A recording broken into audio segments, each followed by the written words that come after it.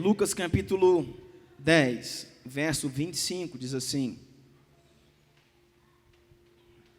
Eis que certo homem, intérprete da lei, se levantou com o intuito de pôr Jesus à prova e disse-lhe: Mestre, o que farei para herdar a vida eterna? Então Jesus lhe perguntou: O que está escrito na lei? Como interpretas? A isto ele respondeu: Amarás o Senhor teu Deus de todo o teu coração, de toda a tua alma, de todas as suas forças, de todo o teu entendimento. Amarás o teu próximo como a ti mesmo. Então Jesus lhe disse: Respondestes corretamente, faze isto e viverá. Ele, porém, querendo justificar-se, perguntou a Jesus: Quem é o meu próximo? Quem é o meu próximo? Jesus prosseguiu dizendo: Certo homem descia de Jerusalém para Jericó e veio a cair nas mãos de salteadores, os quais, depois de tudo, lhe roubaram e lhe causaram muitos ferimentos. Retiraram-se e deixaram semi-morto. Casualmente descia um sacerdote por aquele mesmo caminho e, vendo, passou de longe.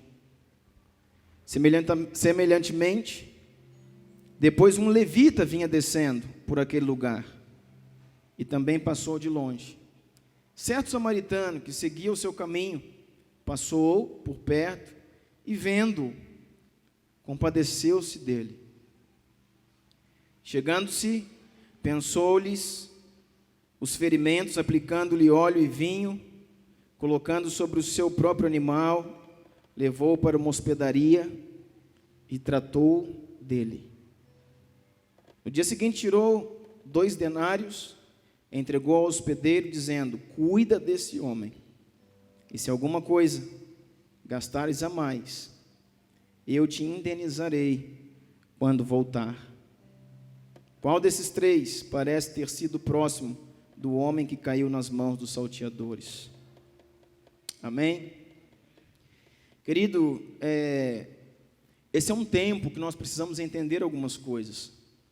Aqui você vê que nós começamos essa passagem, esse texto, de Lucas 10, 25, dizendo que o intérprete da lei, a gente pode ler um fariseu, um saduceu, se levantou com o intuito de pôr Jesus à prova, porque era isso que os fariseus faziam, colocavam Jesus à prova.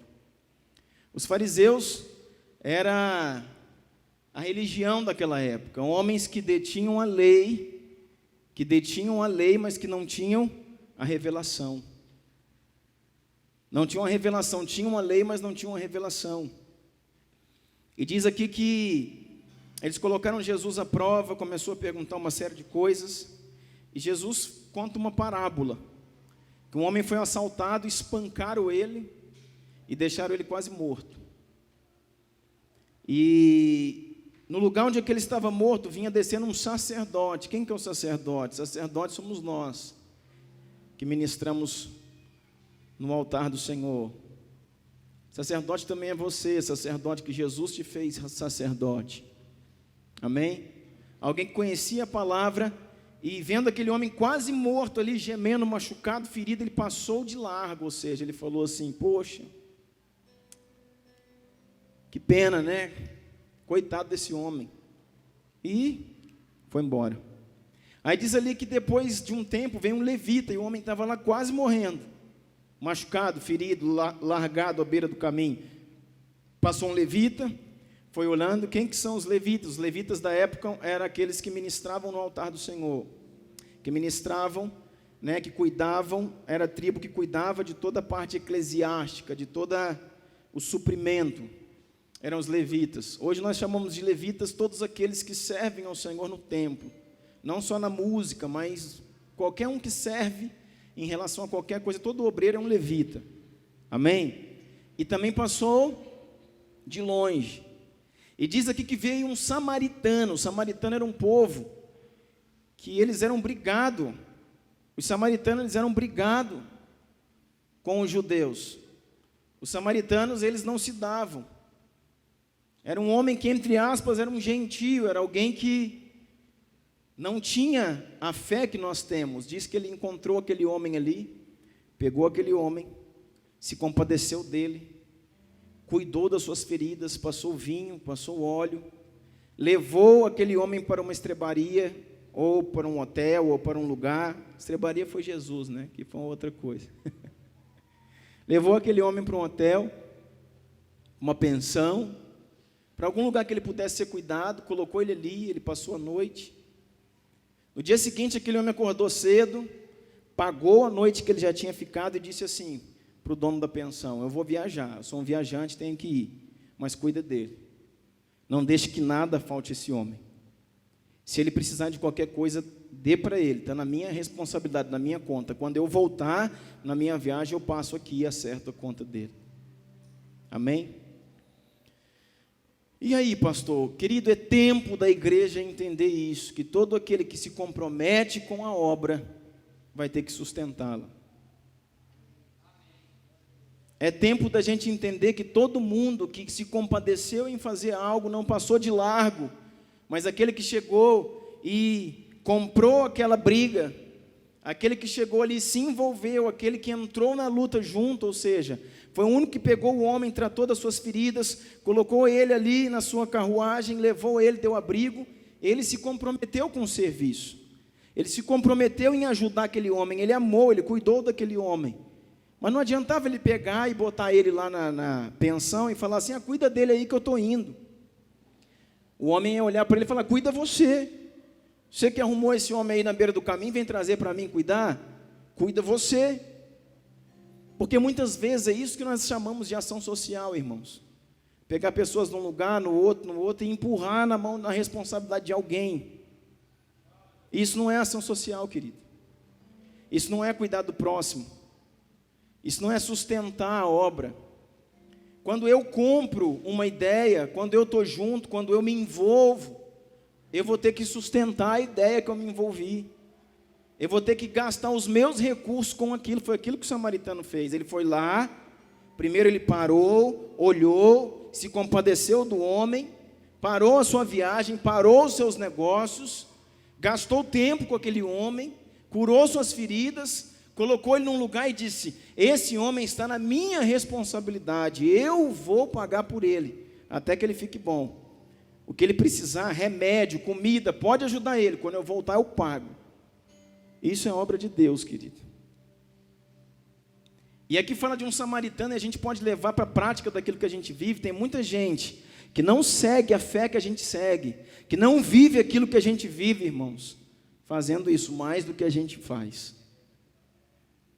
Tem gente que não tem a revelação do Cristo que nós temos, não tem o envolvimento com a obra de Deus que nós temos, não conhece a palavra com a profundidade que nós conhecemos, e tem feito mais coisas do que nós. Então nós precisamos, querido, é hora, irmãos, esse ano a igreja precisa voltar a ser igreja, e esse espírito, irmão, de muquirana que existe no meio dos crentes, tem que ser quebrado em nome de Jesus. Em nome de Jesus. Sabe, essa coisa de ficar amarrado, de ficar calculando, querido, não tem mais isso. E o Senhor, se você entregou a sua vida para Jesus, não se trata mais de 10%, de 9%, ou de 12%, ou de 15%. Querido, tudo que você tem é do Senhor. Tudo que eu tenho é de Deus. Sabe, tem mês que eu vou ter, querido, que está no limite, cumprir só a lei, entregar ali os meus 10%. Mas tem mês, querido, que eu vou ter que me envolver com 30%, tem mês que eu vou ter que me envolver com 50%. Tem mês que, se eu sou chamado, se eu sou escolhido, se eu estou nesse projeto, eu vou ter que me envolver com 70%. E como é que você vai fazer, querido? Eu não sei, mas Ele sabe como eu vou fazer. Aquele que me chamou é quem me supre, é quem me abençoa, é quem me alimenta. Eu sei que eu preciso obedecer a voz de Deus, é fazer aquilo que Ele mandou. Então nós precisamos, querido, de fazer isso, precisamos de ser igreja. Precisamos, sabe, de acudir uns aos outros, precisamos de ser fiéis naquilo que Deus traz como ordenança, como princípio. Sabe, muitas vezes a gente deixa de fazer tantas, sabe, irmãos, coisas tão pequenas, por causa, irmãos, de muquiranagem. Sabe, fazendo conta de R$2, de 3, de 5, mas ali, mas esse mês, querido, creia no Senhor. Confie no Senhor. Eu estava conversando esses dias, não é questão, mas estava conversando com o Mário, que nem está aqui hoje, está viajando. E nós lembramos da outra igreja que nós viemos, né, da outra denominação. E a gente conversando assim, brincando e rindo. Quantas vezes assim, eu e ele, nós éramos da equipe de governo daquela casa também, fazíamos parte do presbitério da igreja. E eu falei com ele, ele falou comigo, vamos fazer isso, e a gente fez. Vamos fazer isso, e a gente fez. Vamos botar piso nisso aqui, e a gente colocou. Vamos aquelas escadas ali, não tem nada, vamos cobrir aquelas escadas de granito, e a gente fez. Vamos botar um projetor lá. Sabe quantas vezes eu peguei algo, irmãos, que na época eu era recém-formado, estava formando tal, estava me preparando para casar. E eu lembro, querido, que quando eu estava me preparando para casar, Deus me mandou dar um projetor para a igreja, que na época, eu lembro, custou R$2.500. Falei, Deus, mas eu não tenho nem dinheiro para o casamento, como é que eu vou casar, como é que eu ponho R$2.500? Aí Deus falou, tá bom, não precisa. Eu falei, opa, peraí, não precisa apelar também, vou dar um jeito, porque eu sei, irmão, que Ele é fiel.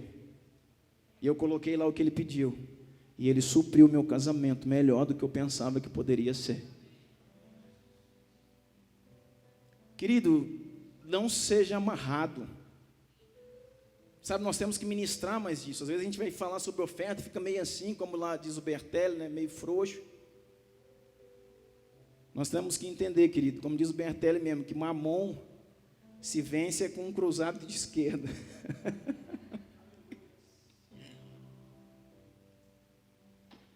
Eu sei que você está meio preocupado. Toda vez que fala de dinheiro, ninguém consegue descontrair, ninguém consegue nem rir, está todo mundo tenso assim, grudado. Eu quero te dizer, querido, o dinheiro não é o seu dono. O dinheiro, querido, não é o seu dono, é Ele quem trabalha para você. O dinheiro serve para servir você e servir o reino. É você que é senhor dele. Entendeu? Se você viver por isso, sabe, se o dinheiro for quem governa a sua vida, então você está na mão do Mamon. Sabe quem que é Mamon? Mamon é um espírito maligno, é o Deus do dinheiro, é um demônio que controla a vida de muitas pessoas. Mas Mamon, irmão, está debaixo dos meus pés, em nome de Jesus. Sabe, o recurso serve, querido, para servir a igreja de Jesus e para nos servir. Mas se Deus vê, querido, que você é amarrado, que você é, sabe, que conta pouca coisa, que fica assim, é complicado. Então fique isso para você no seu coração. Sabe, o samaritano, ele olhou e falou assim, olha, eu vou ajudar esse cara. Mas ele não parou lá e falou assim, você quer um copo d'água? Bebe uma aguinha aqui, querido, parece que você está quebrando sua perna, sua cabeça está aberta, né? Tem que dar uns pontos nessa cabeça sua. Mas deixa eu te falar uma coisa, bebe uma água aqui, deixa eu orar por você, Deus abençoe. Falou, colega, tá, vou orar por você. Não foi assim não, irmãos. Ele teve uma direção. Quando ele para e se compadece daquele homem, ele compra aquela luta ali, aquele desafio. Ele fala, Deus me trouxe aqui. A gente tem que pensar assim, se eu estou aqui é para alguma coisa, então eu vou resolver isso aqui. Eu vou me mover para resolver isso aqui. Aí ele pegou o homem, limpou suas feridas, limpou seus ferimentos, botou ele no seu carro, levou ele para um lugar seguro e falou para ele, olha, eu não posso ficar, eu tenho compromisso, mas por favor, cuide desse homem, não deixe que nada lhe falte. Quando eu chegar, eu vou acertar com vocês. Deus está esperando homens assim, ó, que digam assim para Deus, Deus, eu vou ser responsável por isso, Deus, pode deixar comigo. Pode deixar comigo que eu vou resolver isso aqui, essa parte é comigo. E a gente pode fazer, irmãos. A gente pode fazer mais, muito mais. Amém? Então separe seu recurso, querido, em nome de Jesus. Separe as suas ofertas, separe suas primícias, os seus dízimos, e no nome de Jesus, você vai trazer isso diante do Pai agora. Nós vamos orar, consagrando, abençoando.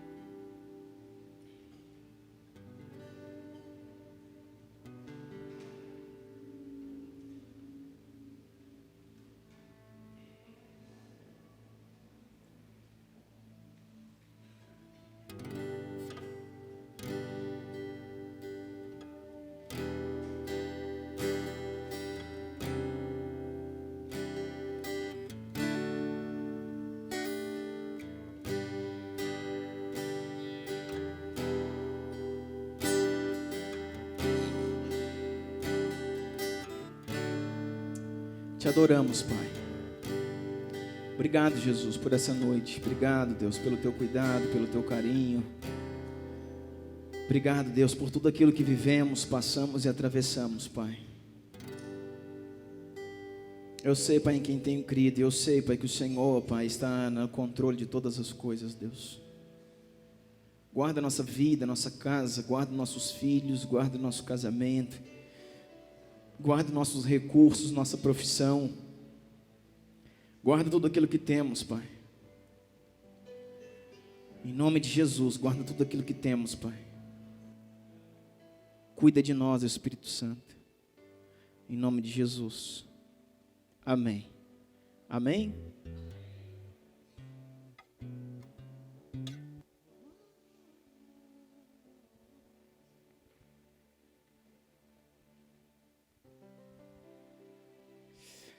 Ah, Deus. O Senhor é bom. Glória a Jesus. Hoje eu quero falar para você de algo muito simples e ao mesmo tempo muito importante, que nós precisamos ter convicção e trazer isso mais para perto de nós. Amém? Eu quero falar para você hoje do maior culto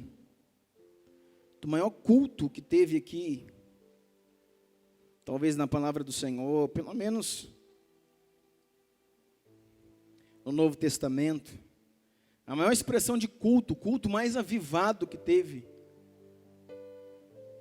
aqui na Nova Aliança, que a palavra nos refere, um culto que os céus não abriram, um culto que não teve labareda de fogo, não desceu o fogo do céu, não teve anjos voando,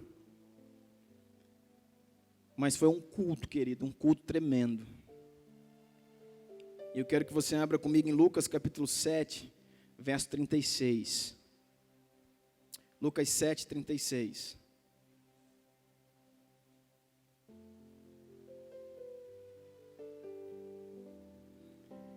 Lucas capítulo 7, verso 36, diz assim: convidado por um dos fariseus para jantar, olha os fariseus de novo aí.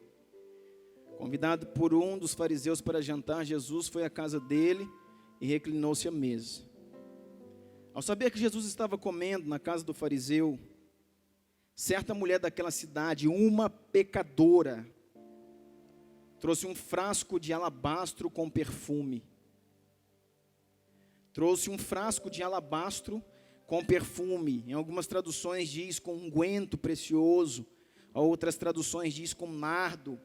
E se colocou atrás de Jesus, aos seus pés. Vai vendo os detalhes. Ela se colocou atrás de Jesus, aos seus pés, chorando.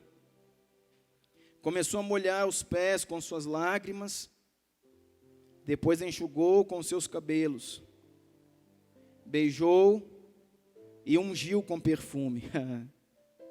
Ao ver isso, o fariseu que havia convidado disse a si mesmo: se este homem fosse realmente profeta, ele saberia que está tocando uma mulher pecadora. Ou ele saberia que a mulher que o toca é pecadora. Então lhe disse Jesus: Simão, tenho algo a lhe dizer. E ele falou: diga, mestre. 2 homens deviam um certo credor. Um lhe devia 500 denários, o outro 50. Nenhum dos dois tinha como lhe pagar. Por isso, perdoou a dívida dos 2. Qual deles o amará mais? E Simão respondeu: suponho que aquele que mais perdoou a dívida, ou aquele que perdoou a dívida maior. Você julgou bem, disse Jesus. Julgaste bem, disse Jesus. Em seguida virou para aquela mulher e disse a Simão: vê esta mulher? Entrei em sua casa, mas você não me deu água para lavar os pés. Ela, porém, molhou os meus pés com suas lágrimas e enxugou com seus cabelos. Você não me saudou com um beijo, mas esta mulher, desde que entrei aqui, não parou de beijar os meus pés. Você não ungiu a minha cabeça com óleo, mas ela derramou o perfume nos meus pés. Portanto, eu lhes digo, os muitos pecados dela lhe foram perdoados, pois ela amou muito. Mas aquele a quem pouco foi perdoado, pouco ama. Então Jesus disse a ela, seus pecados estão perdoados. Os outros convidados começaram a perguntar, quem é este que até perdoa pecados? Jesus disse à mulher, a sua fé te salvou, vá em paz. Amém? Pai, nós te adoramos, Jesus. Damos a ti, Pai, todo louvor, toda honra e toda glória, Pai. Declaramos, Pai, que tu és o Senhor dos senhores. Declaramos, Pai, que tu és o Deus, Pai, desta casa, o Deus da nossa vida, do nosso coração, aquele que reina em nossa família, aquele, Pai, que reina em nossa cidade, aquele que reina na nação e em toda a terra. Declaramos, Pai, esse lugar, Pai, agora, Deus, subjugado, esse lugar, Pai, cativo à tua obediência, Pai, à tua direção, Pai, e ao teu Espírito, Pai. Fala conosco, Deus, em nome de Jesus. Se move em nosso meio, Deus. Nós te pedimos e te agradecemos em nome de Jesus. Amém. Amém e amém. Convidado por um dos fariseus para jantar, Jesus foi à casa dele e reclinou-se à mesa. Querido, essa passagem de Lucas 7:36 não é a mesma passagem de Marcos, não é a mesma passagem de João, que diz sobre outro texto, que fala sobre uma mulher também que se reclinou, que derramou o perfume sobre a cabeça, sobre o corpo de Jesus, aqui aos pés. Naquela outra passagem, derramou no corpo inteiro, na cabeça, no corpo. E aquela mulher, ela era Maria, irmã de Marta e de Lázaro.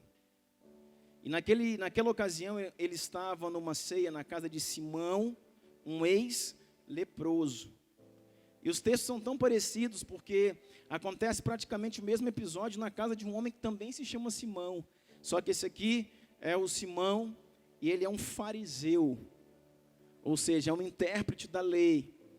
É um daqueles que gostavam de interpelar a Jesus, de colocar Jesus, sabe, numa sinuca de bico, como dizem, de colocar Jesus numa coisa assim meio sem respostas. Eram isso que os fariseus sempre queriam fazer. Por isso que a palavra de Deus diz que todas as vezes que Jesus ele vinha para a Páscoa, eles tinham que subir, todo judeu tinha que subir a Jerusalém pelo menos uma vez por ano na época da Páscoa, para celebrar a festa da Páscoa. E quando ele vinha fazer isso, ele não ficava em Jerusalém, ele ficava em Betânia. Betânia não é Jerusalém, Betânia é uma aldeia, que fica a 6 quilômetros a leste de Jerusalém. E ali ficava Jesus, exatamente na casa de Maria, de Lázaro e Marta. Ali ele ficava, Jesus. Ele não ia, não gostava de ir para Jerusalém. Por quê? Porque no meio de Jerusalém, querido, tinha muita gente. E tinha muita gente procurando ele. Tinha muita gente querendo questionar, querendo perguntar, querendo ver um sinal. Se o Senhor é Deus, realmente mostra-nos um sinal. Se tu és o Filho de Deus, faz isso então. Se tu é o Filho de Deus, me responde aquilo. E assim era sempre em Jerusalém. Os fariseus, saduceus e até mesmo o povo, questionando, querendo ver, querendo uma prova daquilo que ele era. Mas quando ele estava na casa dos seus amigos, Marta, Maria e Lázaro, ali ele era querido, ali era amado, ali ele era bem recebido, e ele ficava ali tranquilo, ninguém perguntava nada, ninguém perturbava ele, muito pelo contrário, se assentavam ao redor dele, se assentavam no chão, ao redor dele, para que ele contasse sobre as coisas do reino, para que ele ministrasse sobre as verdades de um evangelho que transforma, que cura, que liberta, que transforma, que resgata o pecador. E ali ele ficava. Mas diz aqui que nesse episódio, um fariseu chamou ele para ir na sua casa. E Jesus também, como não era muito de fugir, né, não era de fugir da raia, não era de escapulir, de sair pela tangente, ele falou, beleza, eu vou lá. E este homem fez um jantar para ele. E ali chegou Jesus, na casa do fariseu. E quando chegou ali, querido, ele já foi se assentando à mesa. A mesa desse tempo não era como as mesas de hoje. Naquele tempo não existiam cadeiras. Os pés das pessoas não ficavam para dentro da mesa ou por debaixo da mesa, porque a mesa era baixa. A mesa, né, era uma bancada bem baixa e existiam uns caixotinhos também bem baixos. Ou as pessoas sentavam no chão mesmo, em tapetes, elas reclinavam o seu corpo, deitavam assim de lado, ficavam com os pés para frente e reclinavam sobre o cotovelo e ficavam ali na mesa, comendo na mesa. Ou então tinha como se fossem uns caixotes, uns sofás pequenininhos, assim, umas banquetas baixas, que também a pessoa sentava, reclinava e os pés ficavam para trás. Os pés não ficavam para frente, debaixo da mesa, ficavam para trás. E ali Jesus se assentou e ficou ali. E existem muitas curiosidades acerca desse texto, eu vou fuçando em algumas coisas e vou vendo. Essa mesa, querida, era uma mesa que tinha 12 lugares. Segundo historiadores, essa mesa tinha 12 lugares. Eu pergunto para você, por que 12?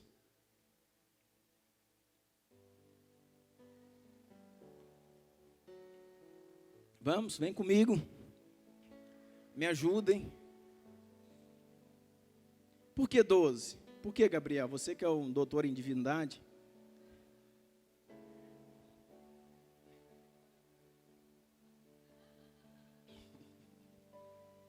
Posso nem falar isso aqui, senão tem que editar depois. Por quê? Alguém disse para os discípulos. Mas se fosse para os discípulos, aí mais Jesus era 13.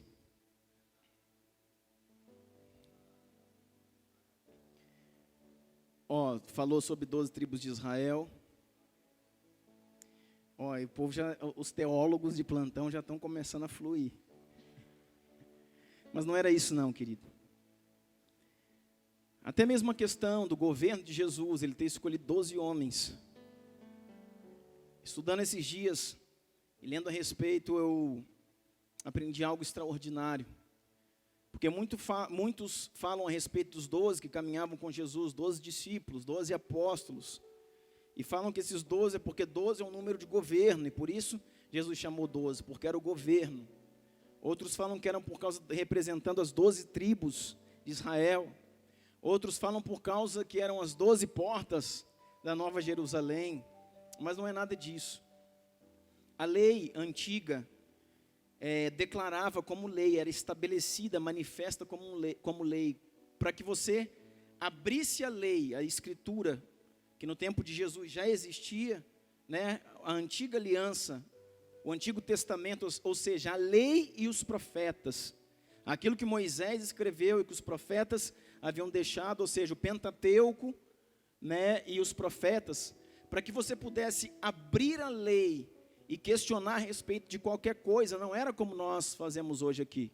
Não é como nós podemos pegar a Bíblia depois do culto e por debaixo de uma árvore ali e falar, pastor, deixa eu te mostrar uma coisa aqui, olha, o que é isso aqui? Eu não entendi isso. Não é como nós que vamos ali para o bosque, reúne lá 4, 5 irmãos e a gente abre a lei, abre a Bíblia e faz um culto. Precisava existir 10 homens circuncidados para que a lei pudesse ser aberta. Em nenhum lugar geográfico, em todo o reino, em nenhum lugar, em toda a cultura dos hebreus, dos judeus, você poderia abrir a lei sem que tivesse 10 judeus circuncidados como testemunha para poder debater acerca de qualquer coisa. Você poderia citar, talvez, pastor, você poderia falar alguma coisa, olha, Moisés falou assim e tal, é diferente, mas para você pegar e abrir a lei e falar, está aqui, está escrito, você precisava de 10 testemunhas, 10 judeus circuncidados. Por isso que a mesa dos fariseus geralmente tinham 12 lugares, porque uma era para aquele que estava recebendo o anfitrião, uma das cabeceiras. A outra cabeceira lá, né, o outro extremo da mesa era para o convidado.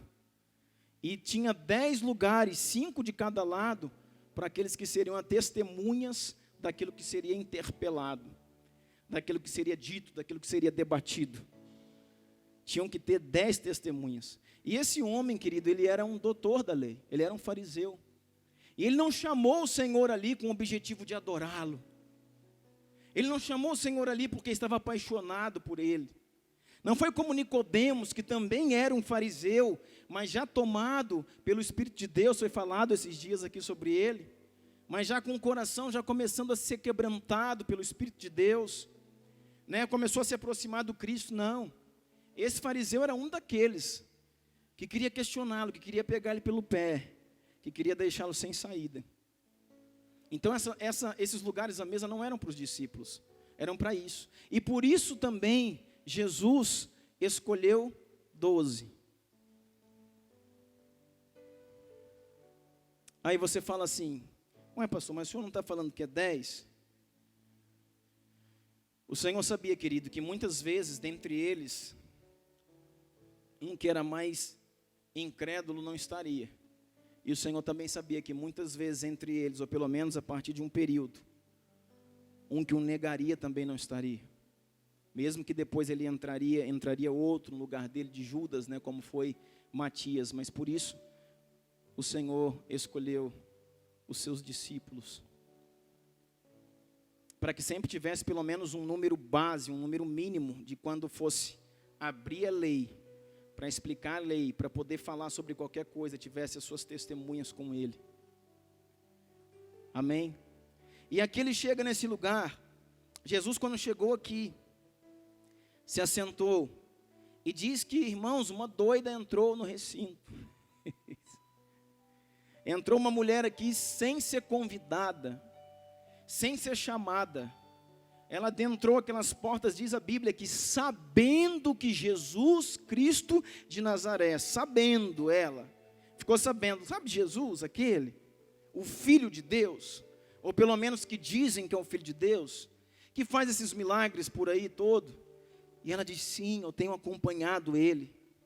Eu tenho acompanhado ele por alguns lugares, tenho ouvido as suas histórias, e aquilo já queimava no coração dela, já ardia. Algumas pessoas, alguns historiadores defendem que essa mulher era Maria Madalena, aquela que ele perdoou lá de ser apedrejada. E essa mulher ficou sabendo disso, então ela fala: eu vou lá. E chegando lá, ela entra num lugar onde ninguém chamou, entra num lugar onde ninguém convidou, entra numa casa que não era dela e se coloca aos pés, diga comigo, aos pés de Jesus. E aí o povo já começa, querido, a entrar numa crise. Todo mundo que está naquele ambiente ali começa a pensar, falou: poxa, o clima ficou pesado aqui. Até o momento só tinha homens aqui, não tinha nenhuma mulher. Essa mulher entrou aqui, não bateu na porta, não perguntou se podia entrar, entrou, se colocou aos pés de Jesus. E agora não para de chorar, não para de chorar, não para de chorar. Pensa num choro incompulsivo. Pensa num choro com muitas lágrimas, soluçando, aquele rosto, aquele olho vermelho, aquele rosto já corado de quem chora muito, aquele rosto vermelho, aqueles olhos vermelhos, aquele rosto já banhado de lágrimas, aquele cabelo molhado. E ela está ali compulsivamente, como se estivesse atrapalhando a reunião que estava se fazendo, a reunião do conselho, a reunião dos fariseus com Jesus. E então, aqueles homens começam a falar entre eles, falam: esse homem não é profeta de coisa nenhuma.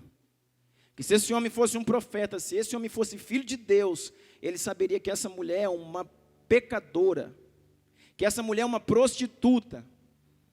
Aí o Senhor não tinha falado nada ainda, aí falou: Simão, Simão. Aí ele falou: opa, cuidado, irmão, com o que você fala. Ele é aquele que conhece as palavras antes que saiam da sua boca. Ele é aquele que sonda o coração e esquadrinha os pensamentos. Ele é aquele que você não precisa ter falado coisa nenhuma, mas ele já conhece as suas intenções. Jesus não tinha falado nada ainda com Simão, até o momento Jesus só estava ouvindo.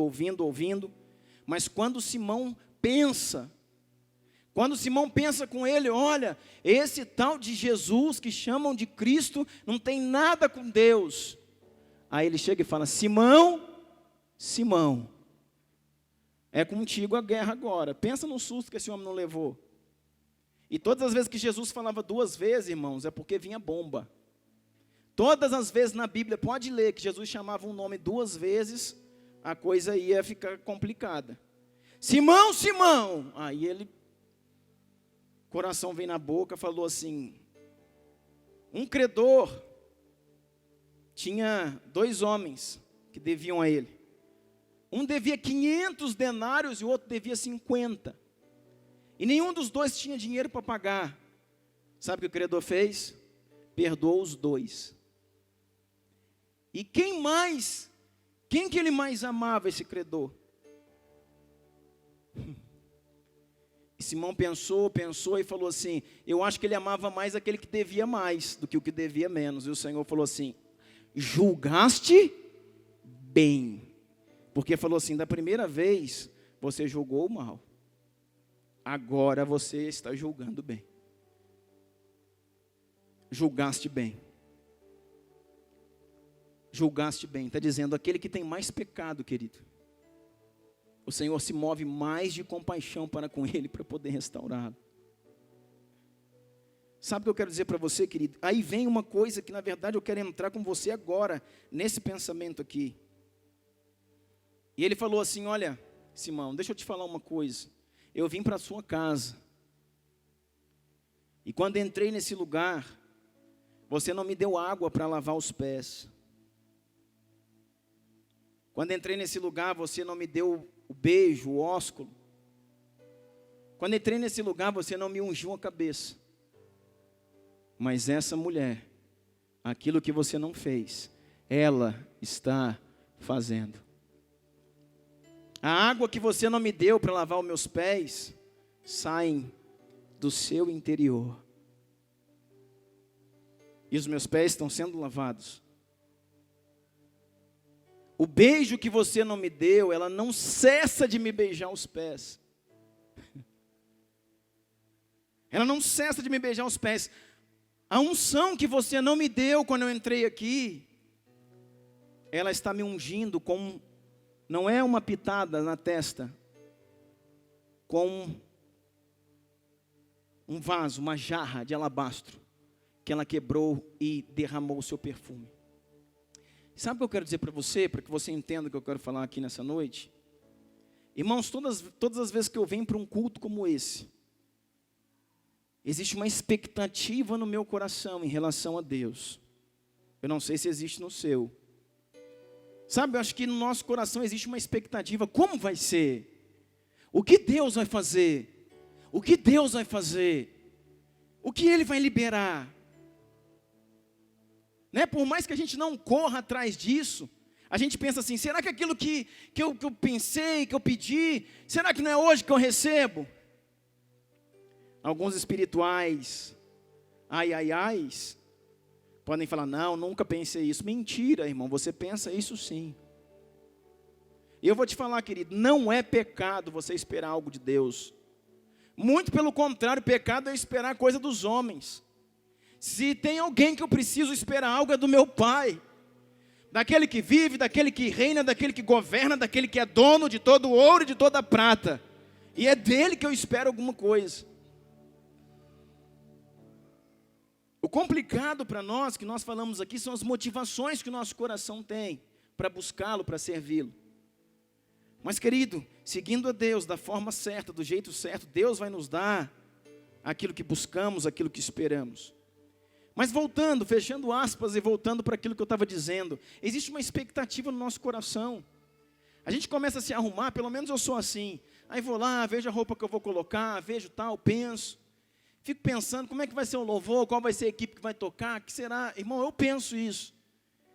Quais serão as músicas que vão tocar hoje? Como é que será que eu começo? Como é que será? Será que vai todo mundo na igreja? Será que não vai? Será que isso? Será que aquilo? Será que tal? Eu fico pensando. Existe uma expectativa no meu coração em relação àquilo que vai acontecer aqui. E deveria existir no seu também. Agora deixa eu falar para você, querido. Existe uma expectativa no coração de Deus em relação a como você vai estar aqui. E essa expectativa é recíproca. Existe no meu coração uma expectativa em relação ao que Deus vai fazer. Mas existe uma expectativa no coração de Deus em relação ao que você vai fazer. Existe uma expectativa no coração de Deus se você vem. Se você não vem, não que Ele sabe de todas as coisas, mas Ele está pensando, sabe qual vai ser o seu nível de entrega? Qual vai ser o seu nível, sabe, de renúncia? O tanto que você vai conseguir, querido, não mais por um culto, mas por um ano, ou pela sua vida toda, a partir de agora, se dar a Ele. Existe expectativa no coração de Deus. Porque a expectativa que nós temos muitas vezes, em relação ao que receber de Deus, isso para Ele não é nada, querido, nada. Porque Deus não tem expectativas em relação ao que Ele vai fazer por você, porque isso só depende dEle. Deus não tem expectativas no que Ele vai fazer para você, porque isso só depende dEle. E se só depende dEle, acabou. Ele sabe que Ele é onipotente, onisciente, onipresente, Ele pode todas as coisas. Então aquilo que Ele quer fazer para você e por você já está pronto. Não há expectativas em Deus em relação a isso. Aquilo que você quer receber e aquilo que Ele quer te dar, está pronto. Não há, querido, não há não há um desafio no coração do Pai em relação a isso. Existe uma expectativa no coração de Deus, querido. Não em relação àquilo que Ele vai fazer, mas em relação naquilo que você vai renunciar. Sabe por quê, querido? Que aí não depende dEle, depende de nós. Está entendendo isso? Porque aí não depende mais dEle, depende de nós. A Bíblia diz assim: o que darei eu a Deus por todos os benefícios que Ele me tem feito? Sabe o que você pode dar a Ele, querido? O seu coração, a sua vida. Já viu uma canção que diz: o que eu posso dar ao Deus que tem tudo? O que eu posso dar ao Deus que tem tudo? O Deus que tem tudo não tem o seu livre-arbítrio. Existe uma coisa, querido, que Deus não tem. Deus é dono de todas as coisas. Mas o seu coração, quem é dono não é Ele, é você. Ele colocou nas suas mãos o livre-arbítrio, o direito de escolha. E por causa disso, como Ele deu para você o governo da sua própria vida, Ele não tem mais poder sobre você, a não ser que você pegue e se dê a Ele. E volte a ser dEle. E aí Ele pode governar a sua vida e o seu coração. Existe uma expectativa no coração de Deus. Será que eles vão voltar para mim? Será que eles vão se dar para mim? Será que nesse culto eu fico pensando, sabe, Deus esperando, Deus já vendo, porque consegue ver todas as coisas, os visitantes aqui chegando, e dizendo, sabe, eles vão renunciar ao pecado, eles vão renunciar ao seu livre-arbítrio, eles vão se entregar para mim. Porque isso, querido, não depende de Deus, depende de nós.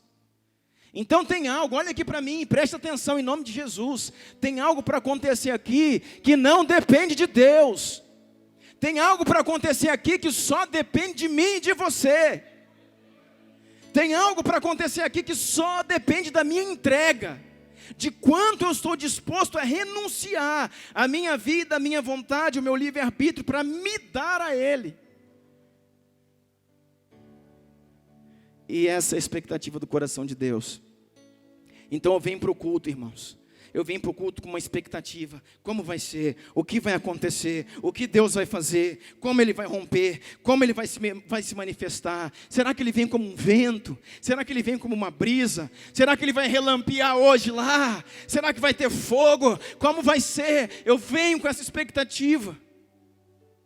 Irmãos, eu não sei você, mas eu venho no meu carro, a Karine fala, cuidado, o carro, cuidado, não sei o que, cuidado, a bicicleta. Eu falo, fica tranquilo, está tudo no controle. O Senhor sabe disso, irmãos. Eu tomo banho, irmãos, lá, falando: Deus, é hoje, Deus. Deus, faz alguma coisa, Deus, faz alguma coisa. E hoje Deus chegou para mim, por isso que eu estou pregando isso aqui, e falou assim: filho, se vocês deixarem, eu faço. Filhos, se vocês me derem lugar, eu chego, eu entro. Filhos, eu não tenho legalidade naquilo que não foi me dado. Eu não sou um intruso, eu não sou um ladrão. Eu não invado as vidas. Eu não entro nas famílias. Filhos, dê para mim o meu lugar, o meu espaço, e eu vou entrar para fazer. E é isso, irmãos, que nós precisamos viver. Sabe, esse homem chegou e sentou lá, e Jesus talvez tenha entrado numa casa bonita, numa casa dos fariseus. Jesus era acostumado a ir em casas simples, casas humildes. Sabe, poucas vezes ele foi em casas assim, bonitas, luxuosas, como foi na casa de Zaqueu, que era um publicano. Ele foi lá, sentou na mesa dele. Não sei se ele entrou e falou: poxa, bonita a sua casa. Jesus era filho de carpinteiro, irmão.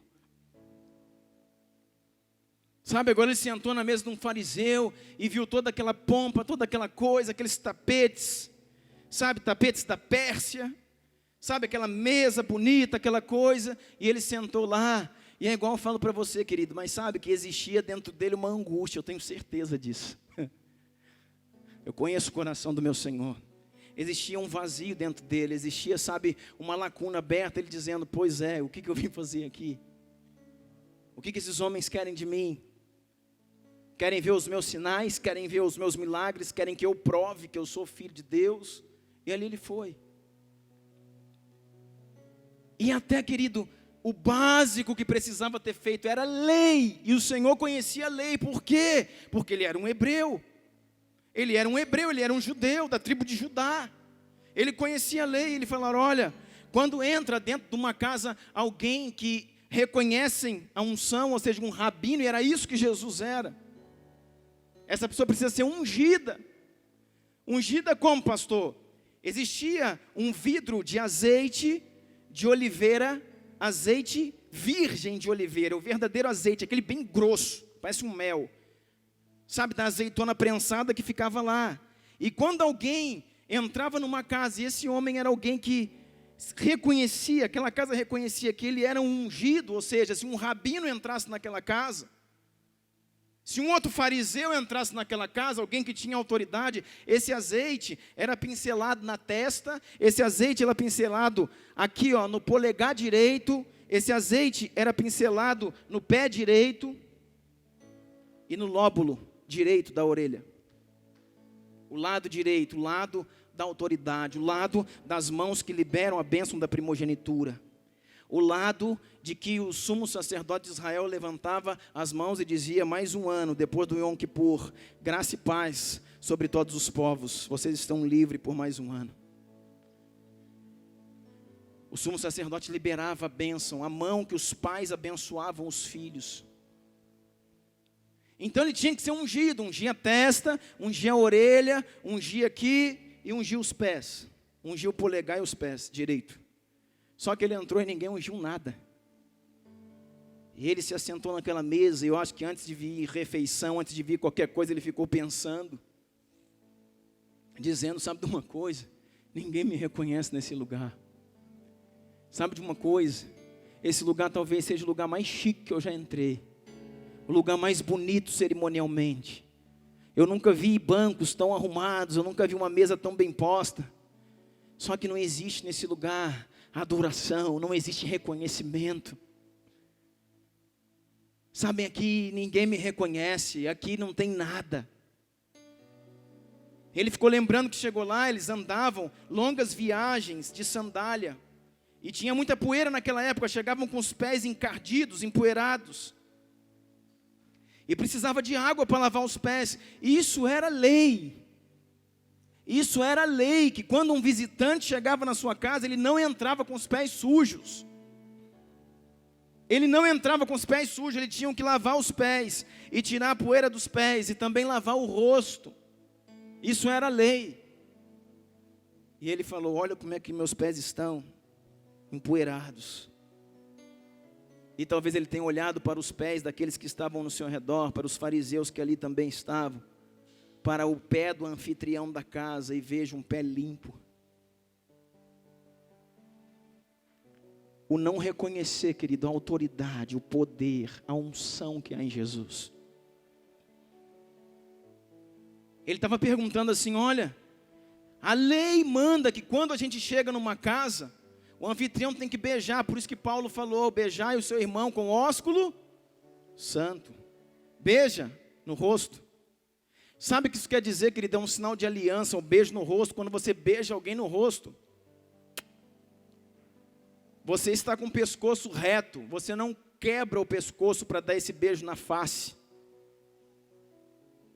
Está entendendo isso? Eu não sei se você for beijar aqui o profeta menor, talvez você tenha que dar uma baixada, mas você não curva o pescoço. O pescoço é reto. Você beija a face de alguém, dizendo assim: esse, querido, é o reconhecimento da unção sacerdotal que estava sobre o povo de Cristo, sobre o povo hebreu, dizendo: nós somos o mesmo sacerdócio. Mas quando se reconhecia em alguém uma unção profética, falei, esse era o profeta, o beijo não era no rosto, era no punho. Quando se reconhecia a autoridade profética na vida de alguém, quando se reconhecia a unção profética na vida de um profeta, se curvava o pescoço. Isso aqui é em sinal de submissão e dizendo: eu reconheço a autoridade, e beijava-lhe o punho. Não era mais na face. Mas quando se reconhecia a unção de um rei, lhe beijava os pés. Todas as vezes na história que um rei liberava um decreto, seus súditos se curvavam diante deles para selar o decreto e beijavam os seus pés, porque este era um rei. Jesus, ele é sumo sacerdote. Jesus, ele é profeta. E Jesus, ele é rei dos reis e Senhor dos senhores. Aleluia.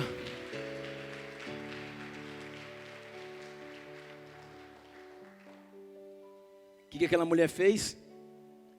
Beijar os pés significava dizer: ele já foi reconhecer a unção maior. Sabe, aquele culto estava tão chato, aquele jantar estava insuportável, aquele lugar não tinha adoração, aquele lugar não tinha honra, aquele lugar não tinha unção, aquele lugar não tinha louvor, aquele lugar não tinha amor, aquele lugar só tinha interesse, aquele lugar estava chato. E Jesus estava dizendo: o que eu vim fazer aqui? Que hora que eu vou embora? Eu não suporto isso aqui, eu quero ir para Betânia. Onde estão meus amigos? Esse povo me cansa, me noja.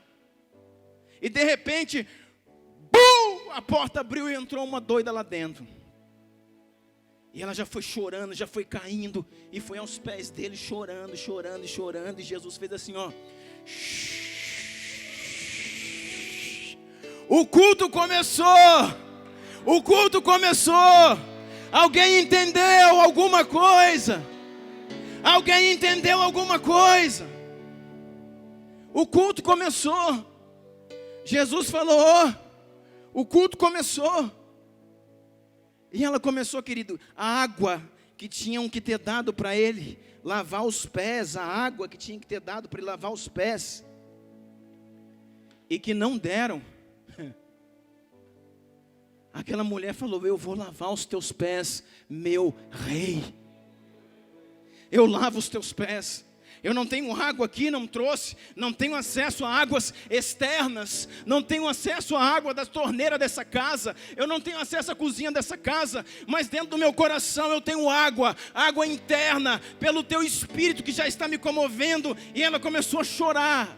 Chorar, fala de águas não externas, águas internas. Águas que estavam fluindo do seu interior. E muita água, muita lágrima. E foi descendo aos pés do Senhor, fazendo aquela lama. E a água descendo. E ele estava recebendo a honra, querido, que ele deveria ter recebido e não recebeu. Porque o Senhor sempre vai levantar adoradores. O Pai sempre vai despertar alguém que entende. O Pai Celeste sempre vai conectar, vai despertar, vai ativar alguém que é verdadeiro adorador, que entende renúncia, que entende se doar, que entende de reverência, de honra. Deus sempre vai fazer isso. Sabe, Deus nunca deixa que a guerra seja desleal. É como, sabe, Jesus lá na cruz, passando por aqueles momentos terríveis. Um miserável lá de um lado dizendo: você não é Deus, você é Deus, desce daí, você não é Deus, sai da cruz, você não é Deus, salva você, salva a gente também. Jesus nem olhou para ele, irmão. Jesus nem sequer olhou para ele, quanto mais responder. Jesus continuou olhando para o horizonte. Mas, querido, Deus nunca deixa que a guerra seja desleal. O Senhor vem sobre o outro e diz: dá uma ajuda para o meu filho aí. E ele diz: mestre, quando entrares no teu reino, lembra-te de mim. Aí Jesus recupera seu último fôlego, olha para o lado, para os olhos deles e diz: ainda hoje estarás comigo no paraíso. Aleluia! Louvado seja o Senhor Jesus. A luta nunca é desleal, irmãos. Sabe, nós nos sentimos sozinhos muitas vezes. Parece que circundado de tantas pessoas, às vezes nos sentimos sozinhos. Esses dias eu estudando, eu vi algo tão interessante, compartilhei lá no meu Face. Coloquei uma frase dizendo assim: se você diz assim, pardais voam em bandos. Os pardais, as andorinhas voam naquele tanto, só em bandos, mas só voam baixo. Diz assim: águias voam nas alturas. E assim dizia o texto: se você não está pronto a enfrentar a solidão das alturas, você não está apto a ser uma autoridade no reino do Espírito. Aí eu comecei a chorar, falei: Deus, eu te amo, Jesus. Deus, fala comigo, Deus. Fortalece o meu espírito, Senhor. E Deus dizendo: filho, você nunca vai estar sozinho, eu estou contigo. Eu estou contigo. Quando Jesus foi carregar a cruz, querido, ele ficou lá. E sabe, não tinha um para ajudar. Aí o Senhor, sabe, toca naqueles soldados e diz: dá uma ajuda para ele aí. Aí chamam Simão, Cireneu. De Cirene, um estrangeiro. Sabe onde é Cirene, querido? Na Etiópia. Ele era um negro. Ele era alguém que não é do arraial hebreu. Ele era alguém que não compartilhava essa fé. Ele era somente um etíope. Ele era somente o sirineu. E o Senhor estava dizendo: quando todos aqueles ao seu redor parar, eu enviarei um estrangeiro e ele vai te sustentar. Sabe quem é esse estrangeiro? Alguém que veio do céu para morar dentro de você. Chama-se o Espírito Santo da verdade. Que o mundo não pode receber. Você nunca vai estar sozinho, querido. Sabe, Jesus chegou e e aqueles homens ficaram possessos, aqueles homens ficaram inflamados de raiva. Quem deixou essa mulher entrar aqui? E só não expulsaram ela do meio da cerimônia, porque Jesus estava gostando. E Jesus falou: começou o culto. Começou o culto, alguém entendeu? Irmãos, pensa em alguém lavar um pé com lágrimas. Não é aquelas gotinhas michuruca, lágrima de crocodilo, irmão. Sabe, é ser tomado pelo pranto, é ser tomado pelo choro. Sabe, aquelas lágrimas caindo nos seus pés. Águas não externas de uma torneira, águas internas. Do íntimo do seu espírito, da sua alma, estavam jorrando. Dizendo: eu adoro você. Eu reconheço quem você é. Sabe, ela disse assim: olha, o pensamento. Entraste aqui, não te deram um beijo, mas eu vou beijar os teus pés, dizendo: tu não é somente sacerdote, tu não é somente profeta, mas tu é rei. E reis recebem beijo nos pés. Tu é rei dos reis, tu é senhor dos senhores, tu é dono do universo, de todas as coisas. Não te deram unção na sua testa não tem óleo, meu rei. Sabe, no seu dedo, no seu polegar, na aba da sua orelha direita não tem óleo. Mas eu trouxe, aqui está a minha oferta de sacrifício. Aqui está a exposição, aqui está a manifestação que a minha adoração não é uma adoração almática, não é uma adoração movida pela alma, não é lágrimas de crocodilo, aqui está o meu investimento. Aqui tem um perfume caro, e poucas pessoas nessa terra seriam capazes de pegar um nardo, de pegar um perfume precioso, muito mais caro e precioso do que esse azeite aí. Eu vou ungir o Senhor, meu rei, ó, pá, quebrou aquele nardo, aquele começou a jogar nos seus pés, aquele perfume, toda a casa se encheu daquele cheiro.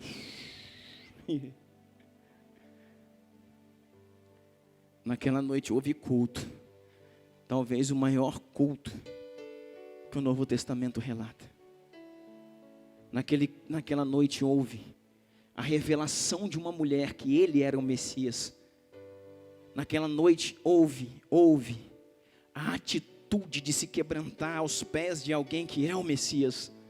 Naquela noite houve um coração disposto a adorar quem é o Messias. E naquela noite houve a generosidade de se dispor de tudo aquilo que eu tenho para adorar aquele que é o Messias. Aleluia, glória a Jesus.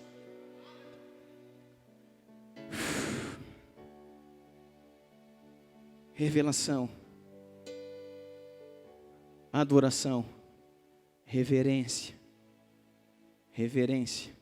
sacrifício. Esse é o culto que Deus quer. É assim que você tem que vir para a casa dele. Como é o nosso culto, querido? Um culto de um fariseu que senta e fica observando e perguntando, vamos ver o que Jesus é capaz de responder. Um culto de um fariseu que chega assim, olha, vamos ver o que acontece hoje. Vamos fazer uma série de perguntas, vamos apresentar nossa lista para o Senhor, para Ele nos dar e ver o que acontece. Ou o seu culto é um culto de um adorador. Um culto de uma mulher como essa. Sabe, ele falou assim, mulher, vem cá, querida. Você é doente? Não. Você tem algum problema financeiro? Não. O que te acontece? Dizem que eu sou pecadora, então eu, aquele que tem poder para perdoar os pecados, te digo, você está perdoada dos seus pecados. A palavra aí é sozo. E sozo é a mesma palavra para cura e também a palavra para perdão, é a mesma coisa. Você está salvo, você está perdoado, você está curado. Sozo, é isso que ela recebeu. Seja curado no seu interior, no seu corpo físico, na sua alma, seja curada. Seja liberta das suas cadeias e seja os seus pecados perdoados. Vá em paz. Sabe o que o Senhor estava falando? Você, além de tudo isso, você está salva. Porque você reconhece a minha unção. Aqueles homens não reconheceram quando Jesus entrou. Aqueles homens não reconheceram. A palavra, querido, Jesus Cristo. O que é a palavra Cristo? O que é Cristo? Significa Cristo? Ungido. A palavra Cristo significa ungido. Jesus, o Cristo. Você sabia que Jesus, irmãos, é o filho de Maria. Ele é Jesus, o filho de Maria e de José. Mas ele é o Cristo de Deus. E é isso que alguns não entendem.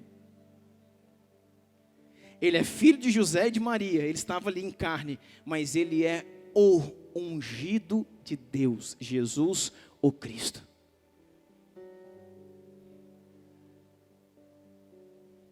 Por isso que a palavra fala assim, um menino vos nasceu. Um menino vos nasceu. Um menino vos nasceu. Um filho se vos deu. O menino era o menino de Maria e de José. Mas o filho era o filho de Deus. Ah, Deus. ele era Jesus o Cristo, mas não foi reconhecido como ungido. Mas aquela mulher falou: eu tenho tudo aqui que eles não te deram. Está aqui a água, está aqui o beijo, está aqui o óleo para unção. Receba a honra, receba a glória, receba a adoração, receba. Irmãos, ele nem queria ir embora mais. Jesus falou, começou o culto. O povo doido, os fariseus, a religião doida, rilhando os dentes para tirar aquela mulher de lá, pecadora, prostituta, sem vergonha. E Jesus falando: vocês não estão entendendo, começou o culto. É assim que é a expectativa de Deus, querido. Eu quero orar com você.